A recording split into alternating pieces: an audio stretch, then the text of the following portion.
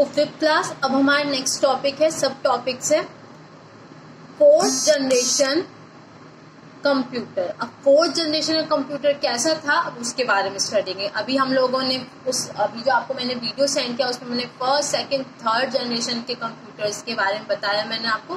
अब हम लोग फोर्थ जनरेशन के कंप्यूटर के बारे में क्या करेंगे, स्टडी करेंगे। दे यूज VLSI, मैं उसकी फुल फॉर्म बताती हूँ आपको, एंड ULSI।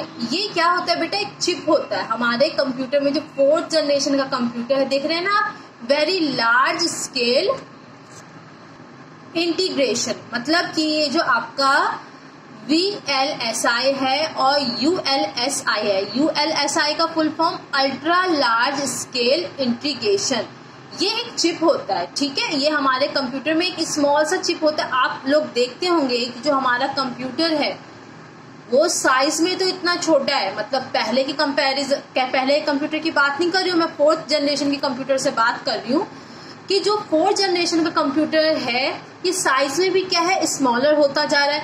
बट इसके अंदर ऐसा क्या है जो ये 1000, देखिए यहाँ पे लगा है ना, that could fit thousands of components into a single chip, कि इतना बड़ा बड़ा काम भी क्या होता है वो इजी तरीके से हमारे कंप्यूटर के अंदर हो जाता है। तो क्या होता है कि जो हमारे फोर्थ जनरेशन का जो कंप्यूटर था उसमें VLSI और ULSI नाम का चिप होता है, स्मॉल सा चिप होता है जो क्या करता है, 1000 ऑफ कंपोनेंट्स को क्या करता है, एक सिंगल चिप के अंदर उसको क्या करता है, सेव करके रखता है। ठीक है, तो आप ये देख रहे हैं कि जो फर्स्ट जनरेशन का कंप्यूटर था उसमें भी ऐसे चिप की बात नहीं की गई थी, सेकंड में भी नहीं की गई थी, थर्ड में भी नहीं की गई थी, बट फोर्थ जनरेशन के कंप्यूटर में क्या हुआ, एक ऐसा चिप आया जिसमें आप 1000 कंपोनेंट्स को क्या कर सकते थे, एक सिंगल चिप में सेव करके रख सकते थे। ठीक है, अब है हमारा सेकंड, दे आर स्मॉलर।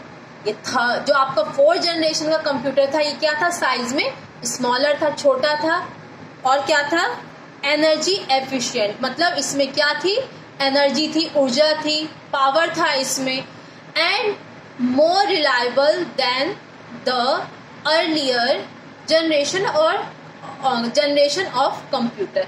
अगर हम कंपैरिजन करें फर्स्ट सेकंड थर्ड जनरेशन की तो ये क्या था, रिलायबल। रिलायबल मतलब होता है विश्वास।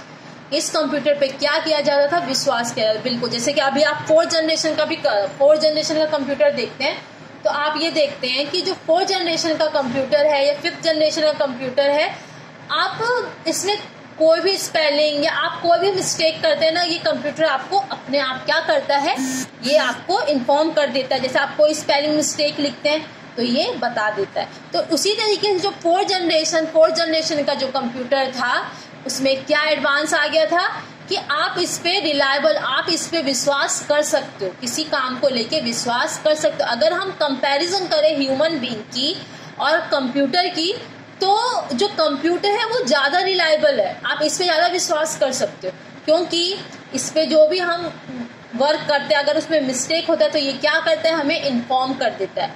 फॉर एग्जाम्पल, अगर अभी आप छोटे होते जैसे आप स्पेलिंग देख लो, तो अगर आप उसमें मिस्टेक करते हो तो वो आपको बता देते हैं। अगर आप कोई सेंटेंस, अगर उसमें आपने ग्रामेटिकल मिस्टेक किया तो वो क्या करता है, आपको बता देता है। तो आप ये देख रहे हैं टाइम टू टाइम क्या हो रहा है, हमारा जो कंप्यूटर है उसमें चेंजिंग आते जा रहे हैं। अब हम क्या करेंगे, और आपका जो ये फोर्थ जनरेशन का जो कंप्यूटर था इसकी टाइमिंग क्या थी, 1972 से लेके अभी तक का जितना भी टाइम है वो क्या है, आपके फोर्थ जनरेशन का टाइम माना जाता है। अब लास्ट है आपका फिफ्थ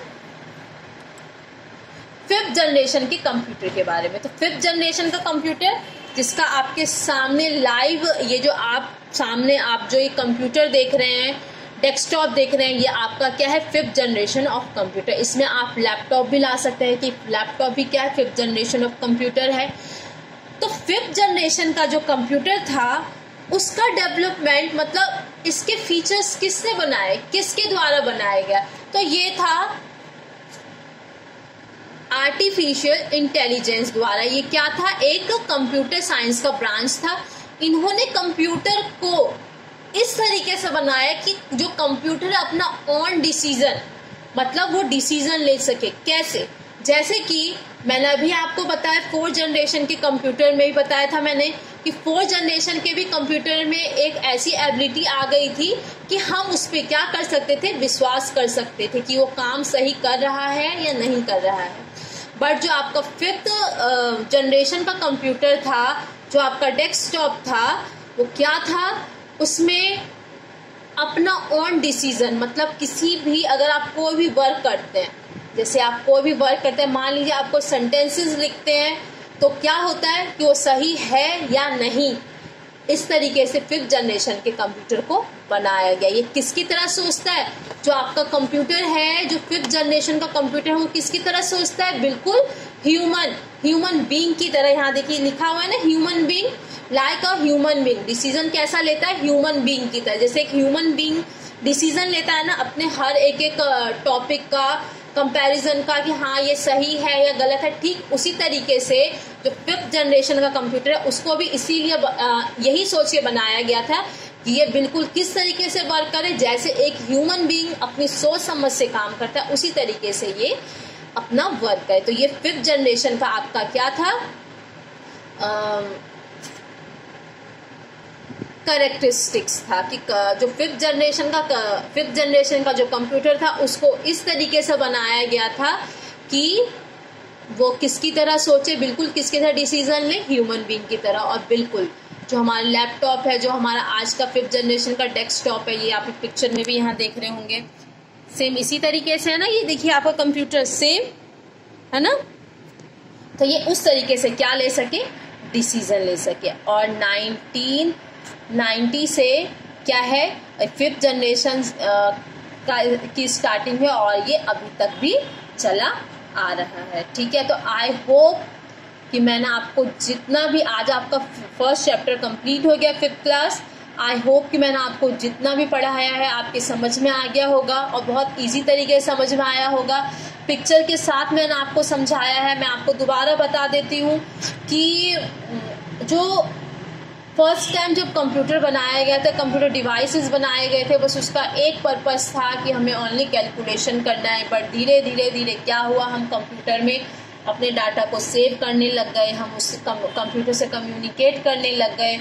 बट पहले के जो कंप्यूटर थे वो साइज में बहुत बड़े थे, बहुत ज़्यादा महंगे थे, जो कि नॉर्मल जो पब्लिक है उसको नहीं परचेज कर सकती है। बट 3rd जनरेशन में एक ऐसा कंप्यूटर आया जो साइज में क्या था, स्मॉल भी था, और उसको जो नॉर्मल पब्लिक है, जो हम जैसी पब्लिक है, वो भी उसको क्या कर सकती है, यूज़ कर सकती है। 4th जनरेशन के कंप्यूटर में अब क्या आने लगे, उसके अंदर एक चिप फिट होता था जिसको हम VLSI बोलते हैं और ULSI बोलते हैं, जिसमें हम 1000 ऑफ कंपोनेंट को एक छोटे से सिंगल चिप में क्या कर सकते हैं, सेव करके रख सकते हैं।